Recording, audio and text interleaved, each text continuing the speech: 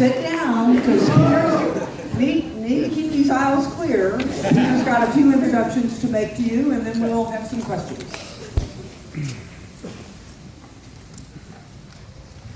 Keep it together, people. Thank you all. I sat with you and watched the film, and it feels especially poignant the day after Inauguration Day. And especially today, when hundreds, thousands of communities have been marching around the world to send this message.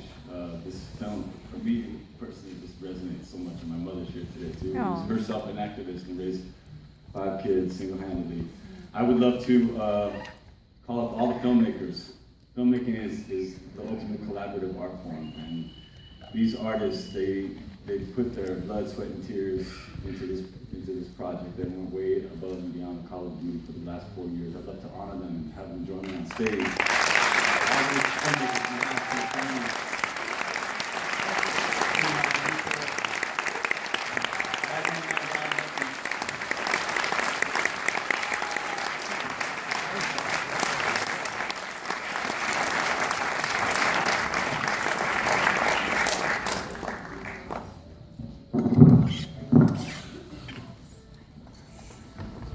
And without further ado, we have a special guest in the house, the subject of the film, Dolores Huerta. Please welcome her.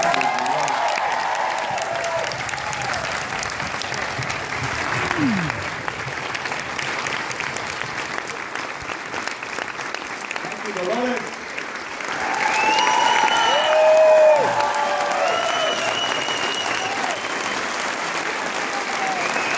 Dolores just got back from Standing Rock. She's still doing it.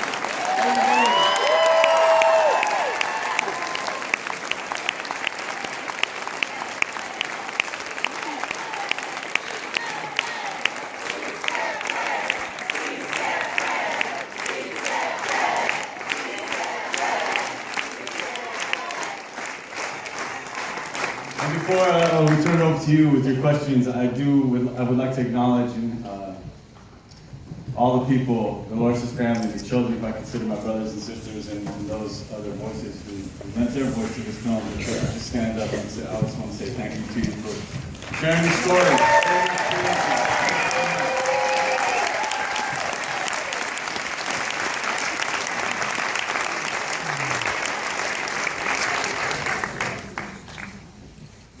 Anybody who have any questions? Right here. Go ahead. Here? Yeah, phenomenal. I can think of millions of women around the world that need to see this film. And I wonder what your distribution plan is. That's why we're here. We had a premiere screening yesterday, and we have been approached by a few different parties who are passionately need to distribute the film. So hopefully that's going to come to fruition.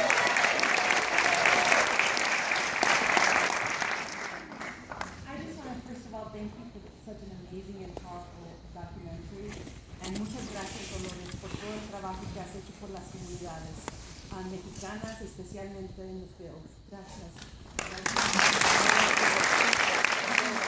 Thank you very much.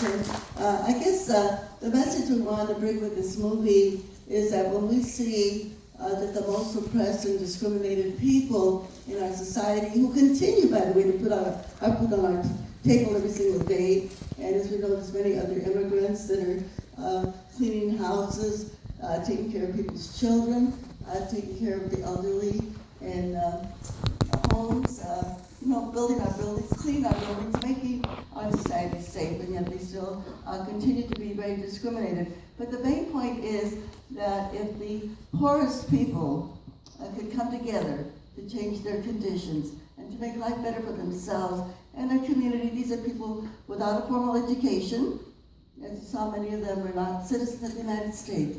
But if they can do it, what more could we do, right? Those of us who are here,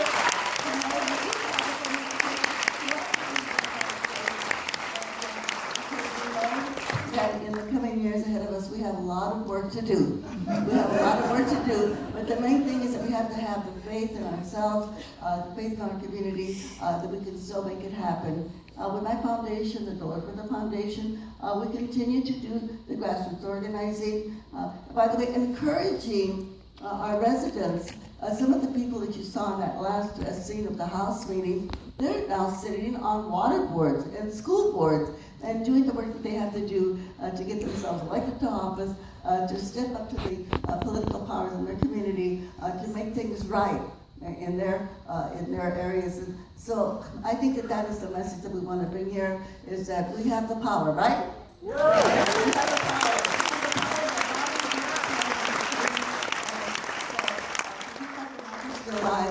We are going to have to do an awful lot of work, going back to basics, going back to neighborhood organizing, to grassroots organizing, to come together to make sure that we can continue to have a democratic society, to achieve that equality and that justice for everyone in our world, and that we can make it happen. Si se puede.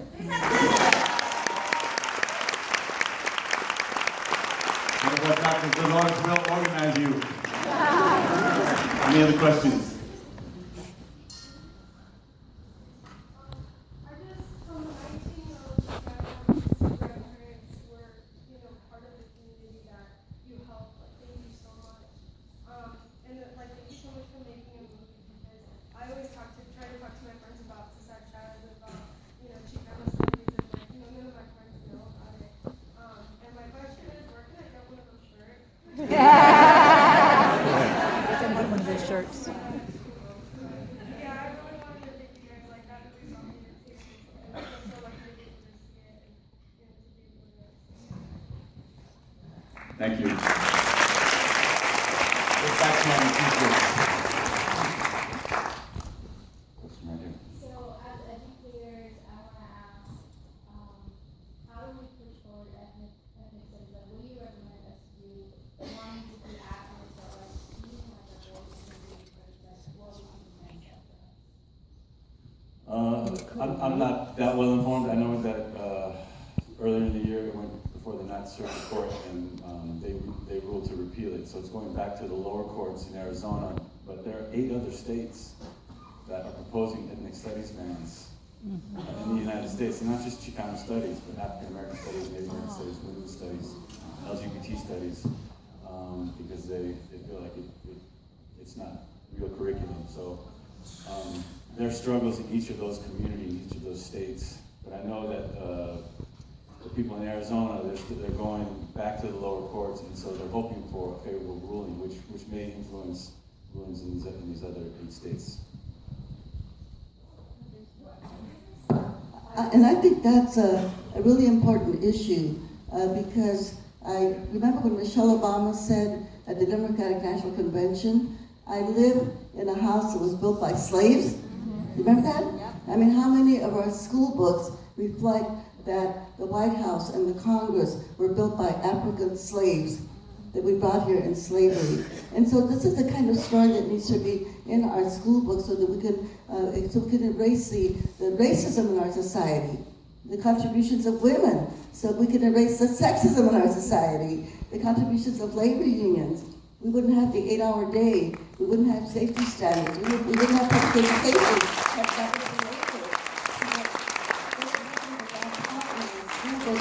So that's why I think it's really important, by the way, that I'm going to get political here, that we'd like our senators not to confirm the person that Trump has appointed, wants to appoint as the head of our education department here to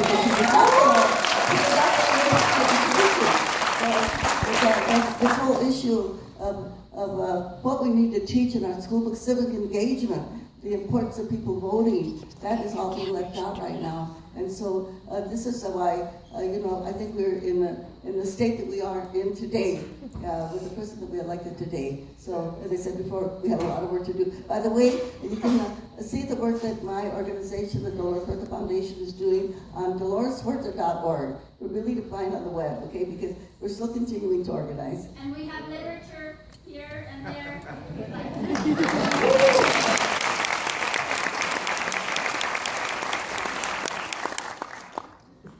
How high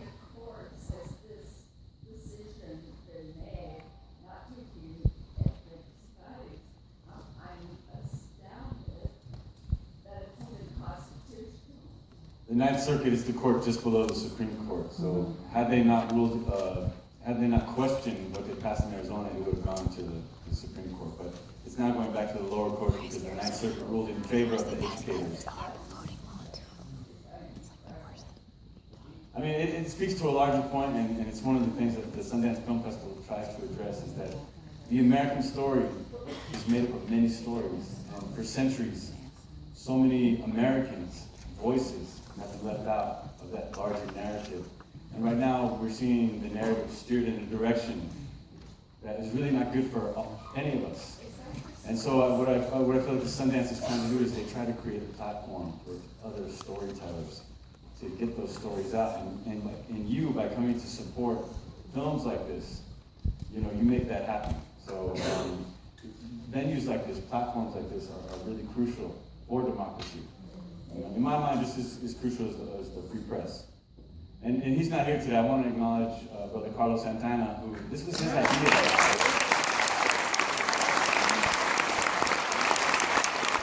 My brother Benjamin, my producer partner, and Benjamin and I, we've never done a documentary before, but Carlos called and said, a film has to be done about Dolores now. And so he entrusted that mission to us, and I want to acknowledge, he was here with us yesterday, but I want to acknowledge him because he put a stake in the ground, and like he signed a check, he backed it up. And that's rare for independent film or anyone will tell you, you know. So I do want to thank him and acknowledge him today. Yeah. Do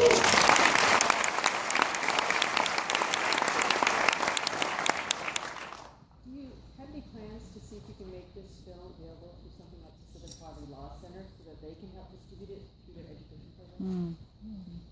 The question was, how do we get this out to larger audiences? I think once we solidify and find a distributor, knowing Dolores and working with Dolores and her foundation, we want to develop a social action campaign and even a curriculum that hopefully one day when ethnic studies is put back into schools can be applied. Law Center, a very powerful, big education branch, and they would be a good person maybe to contact to start getting some. I mean, right now you could even Facebook, go onto the Dolores, the movie Facebook page, and you can send links so people can stay informed, so when it is available, we can get it to that community.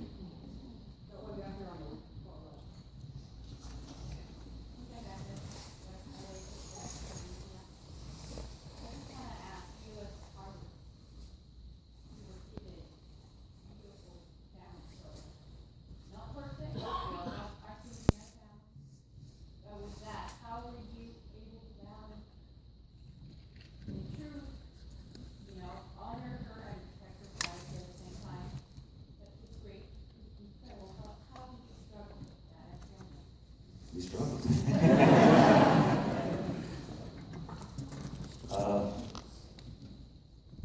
I mean, the beautiful thing about filmmaking is it doesn't matter what the issue is or what the universe is that you're exploring. I think a good filmmaker wants to create characters that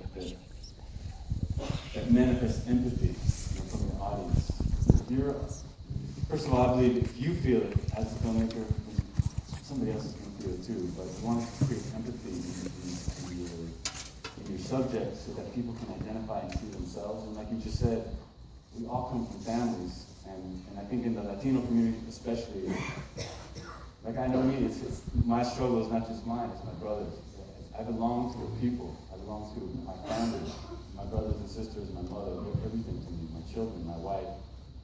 So when we first talked to Dolores and Carlos and Associate Producer Angelica, you know, we went and we met with the brothers and sisters, and we expressed that although it's her story, we also felt it was theirs as well. And so we felt that was very important to include. But I hope that answered your question. But it was a balance to. There were a lot of films about iconic, heroic figures, but oftentimes you don't see the human, you know, that human essence. And I think when you allow that, you inspire more people because they can see themselves, you know, in that hero. All right, you're going to pick the last question. It worked. I really wanted to thank you. You simply been a hero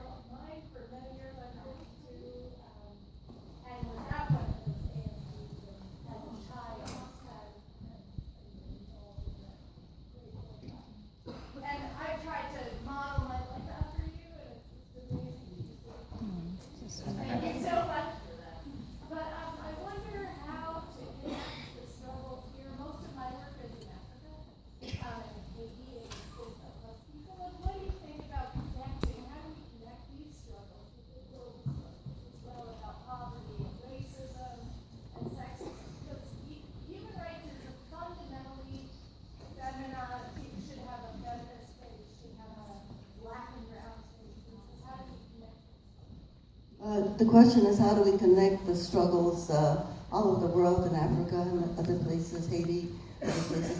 I think the one lesson that I'd love to share with everybody, in the movie, we talked about this great human being named Fred Ross Sr., who was a person that kind of recruited Cesar, recruited myself, and showed us this very simple, basic way of organizing, just to get people together in their homes. You talk about the issues, and then you show them how other people have solved their problems, just ordinary, common people like the farm workers, and how they have the power to do it, but that they have to work together to be able to make it happen. And it's such a simple formula. It worked with the farm workers. It's working in the work that I'm doing right now with community organizing, going back to the future with that. It can work anywhere. Once we can make people understand that they have power, and we said this in the movie, and I'm going to say it now, but the power is where? It's in our person.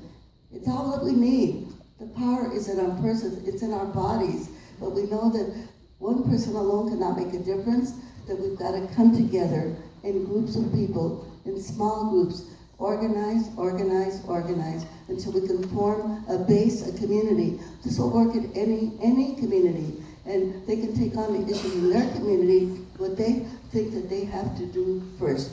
And the thing is that by participating, their leadership develops and their leadership grows, and they may not even know that they're leaders when they start participating. So it does take patience, it does take time, and it does take the commitment of time and resources.